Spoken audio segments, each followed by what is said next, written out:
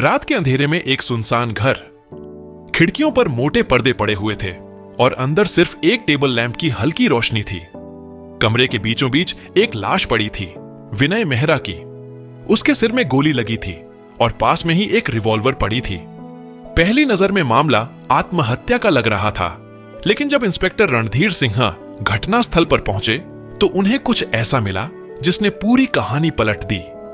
विनय मेहरा एक अमीर बिजनेसमैन था जिसकी उम्र 45 साल थी। उसकी कंपनी टेक्नोलॉजी सेक्टर में थी और हाल ही में उसने एक बड़ा कॉन्ट्रैक्ट जीता था, लेकिन उसकी पर्सनल लाइफ में कई परेशानियां थीं। पत्नी से तलाक का केस चल रहा था। बिजनेस में कुछ लोग उसके खिलाफ थे और कुछ गहरे राज भी थे जो अब दफन नहीं रह सकते थे। रात 10:30 बजे पुलिस को कॉल मिली। विनय के घर से गोली चलने की आवाज आई थी। जब पुलिस वहां पहुंची तो दरवाजा अंदर से बंद था। मजबूरन पुलिस को दरवाजा तोड़ना पड़ा। अंदर का नजारा हैरान करने वाला था। विनय का शव जमीन पर पड़ा था, रिवॉल्वर उसके हाथ के पास थी और दीवार पर खून के छींटे थे। हर कोई सोच रहा था कि यह सीधी आत्महत्या का मामला है, लेकिन इंस्पेक्टर रणधीर को कुछ बातें ठीक नहीं लगी। इंस्पेक्टर रणधीर सिंह बहुत तेज दिमाग वाला था। उसने जब कमरे का मुआयना किया तो उसे कुछ अजीब बातें दिखीं। अगर विनय ने खुद को गोली मारी होती तो रिवॉल्वर उसके हाथ में होनी चाहिए थी, लेकिन यह थोड़ी दूरी पर गिरी हुई थी। आमतौर पर जब कोई खुद को गोली मारता है तो खून की दिशा तय होती है, लेकिन यहां खून के छींटे कुछ अलग दिशा में थे। उसके हाथ में जो घड़ी थी वह टूटी हुई थी, लेकिन टाइम रुका हुआ नहीं था। क्या यह लड़ाई का सबूत हो सकता है? घर के बाहर लगे कैमरों का रिकॉर्ड गायब था। यह कैसे संभव था? रणधीर को शक होने लगा कि यह आत्महत्या नहीं बल्कि एक सुनियोजित हत्या हो सकती है। पुलिस ने विनय के मोबाइल की जांच की। रात 10 से 15 बजे उसने किसी को कॉल किया था, लेकिन फोन रिकॉर्ड में वह कॉल गायब थी। कोई इस केस से सबूत मिटाने की कोशिश कर रहा है, इंस्पेक्टर रणधीर ने सोचा। उन्होंने टेक टीम को बुलाया और फोन डेटा रिकवर करने को कहा। जब कॉल रिकॉर्डिंग वापस मिली तो उसमें सिर्फ एक आवाज सुनाई दी, तुम बच नहीं सकते, जो करना था कर दिया। रणधीर के रोंगटे खड़े हो गए। यह आत्महत्या नहीं हो सकती थी। कोई विनय को मारना चाहता था, लेकिन कौन और क्यों? जांच में 3 प्रमुख संदिग्ध सामने आए। पहला, रिया मेहरा, विनय की पत्नी। विनय और रिया का तलाक चल रहा था। रिया को विनय की संपत्ति का आधा हिस्सा चाहिए था, लेकिन विनय देने को तैयार नहीं था। क्या उसने गुस्से में हत्या करवाई? दूसरा, अजय शर्मा, बिजनेस पार्टनर। विनय और अजय के बीच एक डील को लेकर विवाद था। अजय पहले ही विनय को धमकी दे चुका था कि अगर उसने कंपनी में उसे धोखा दिया तो अंजाम बुरा होगा।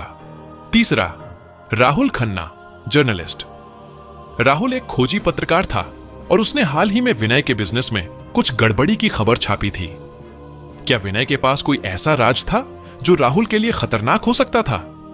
इंस्पेक्टर रणधीर पड़ोसियों से पूछताछ कर रहे थे। तभी एक बुजुर्ग महिला ने कहा, रात को मैंने कुछ अजीब देखा था।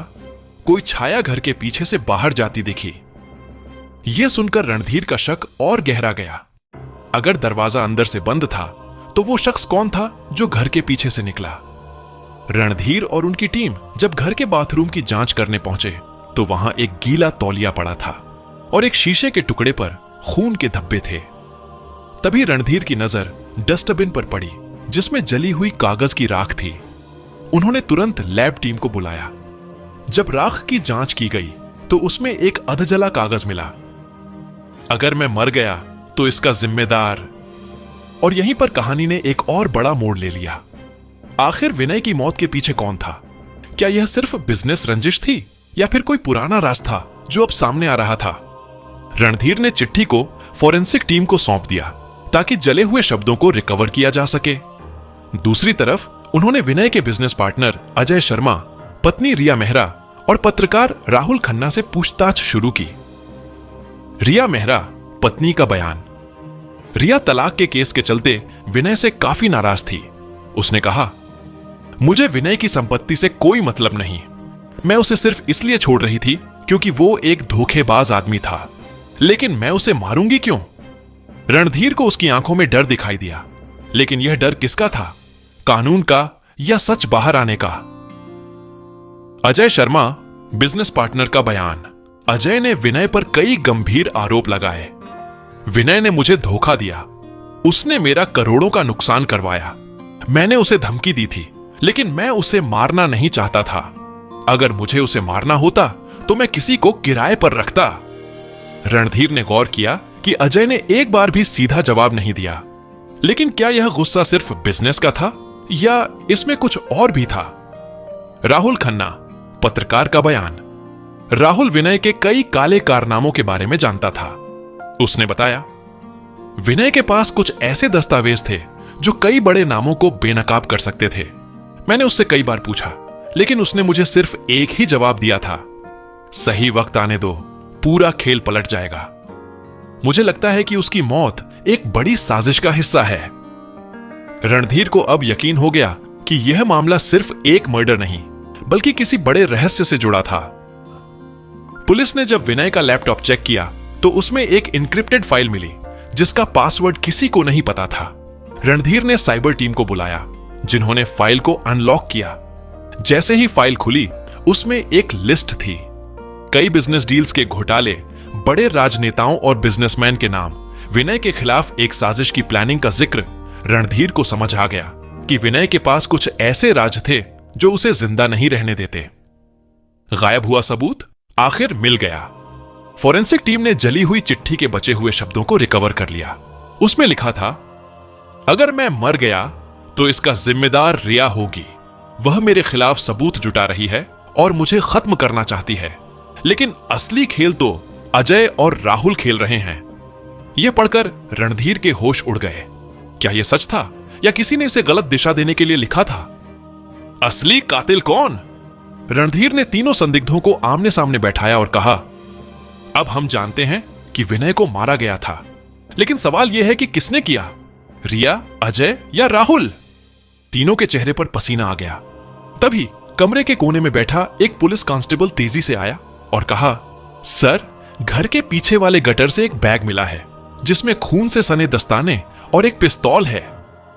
बैग पर उंगलियों के निशान थे और जब उनकी जांच हुई तो जो नाम सामने आया उसने सभी को चौंका दिया। रणधीर ने अपनी टीम को देखा और कहा, असली कातिल अब ज्यादा देर तक छिप नहीं सकता, कल हम उसे पकड़ लेंगे। आखिर कौन था असली हत्यारा? क्या यह रिया थी जिसने अपने पति से बदला लिया, या अजय जिसने अपने बिजनेस पार्टनर को खत्म किया, या फिर राहुल जिसे विनय के राज से खतरा था? फिंगरप्रिंट रिपोर्ट में अजय शर्मा का नाम आया। अजय ने पहले इनकार किया, लेकिन जब पुलिस ने सीसीटीवी रिकवरी दिखाने की धमकी दी तो उसने कबूल कर लिया, हां, मैंने विनय को मारा, लेकिन इसके पीछे सिर्फ मैं नहीं था। हत्या की पूरी प्लानिंग। विनय के पास अजय के फर्जीवाड़े के सबूत थे। राहुल, पत्रकार, ने अजय को भड़काया ताकि विनय का मुंह बंद किया जा सके। रिया को फंसाने के लिए एक नकली चिट्ठी लिखी गई। हत्या की रात अजय ने विनय को धमकाया, लेकिन जब वह नहीं माना तो उसे गोली मार दी। हत्या को आत्महत्या दिखाने के लिए दरवाजा अंदर से लॉक करके खिड़की से भाग निकला। सबूत छिपाने के लिए उसने बैग गटर में फेंक दिया, लेकिन यहीं उससे गलती हो गई। रणधीर ने राहुल को भी घेर लिया। तुम ही अजय के मास्टरमाइंड थे, राहुल। राहुल ने बचने की कोशिश की, लेकिन फोन रिकॉर्ड ने साबित कर दिया कि उसने अजय को उकसाया था। अजय को उम्र कैद की सजा हुई, राहुल को 7 साल की सजा हुई। रिया निर्दोष साबित हुई और विदेश चली गई। रणधीर ने राहत की सांस ली। एक आत्महत्या समझा जाने वाला केस असल में हत्या निकला।